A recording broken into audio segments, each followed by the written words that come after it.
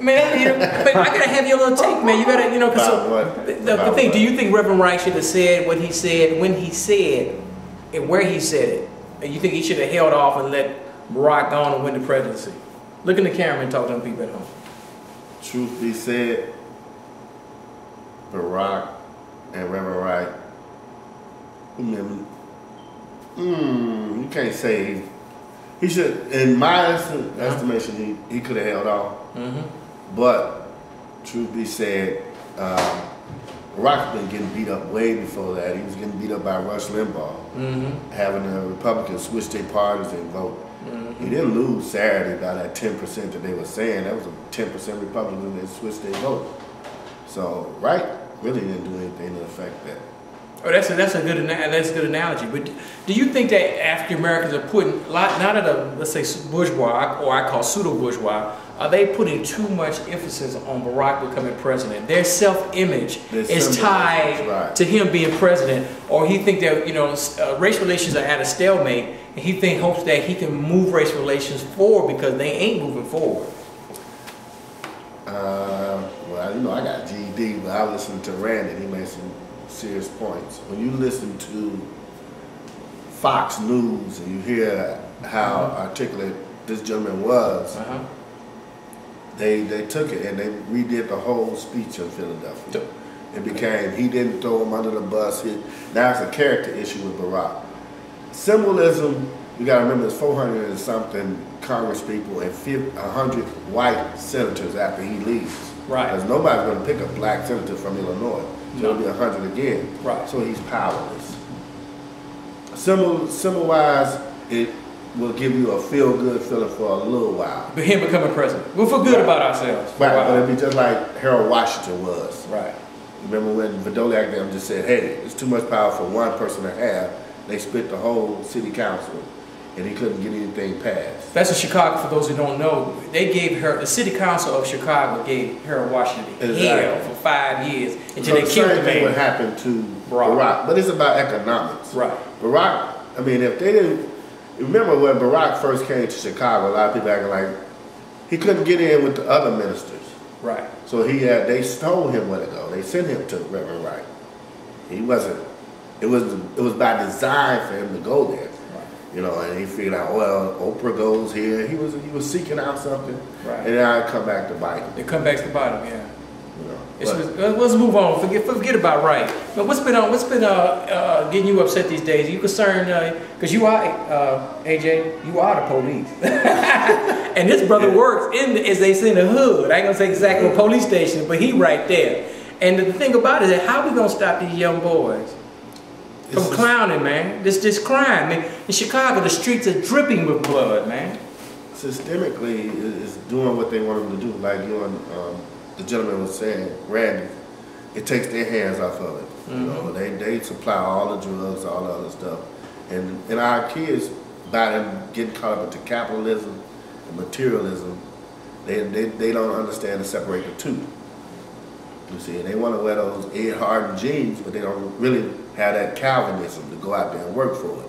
It's easy money, it's fast, and these guys are wink, wink, turn their head for a little while, and let them do what they need to do. And then the broken window effect comes in, and now they want to turn on each other like rats in a cage. The strongest one goes survive.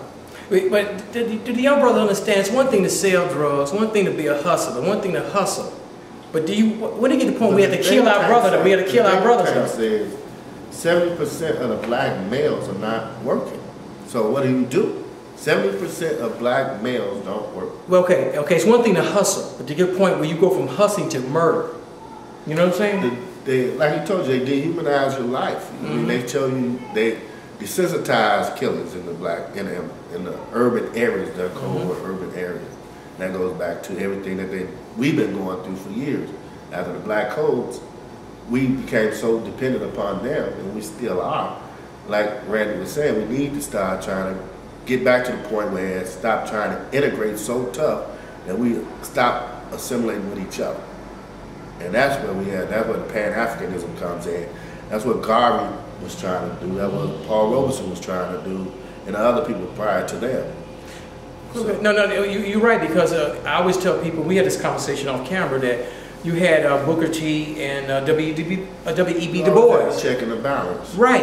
Then later on, you had W.E.D. I can't say Du Bois, and also Marcus Garvey. Right. Then later on, Elijah Muhammad was on the scene.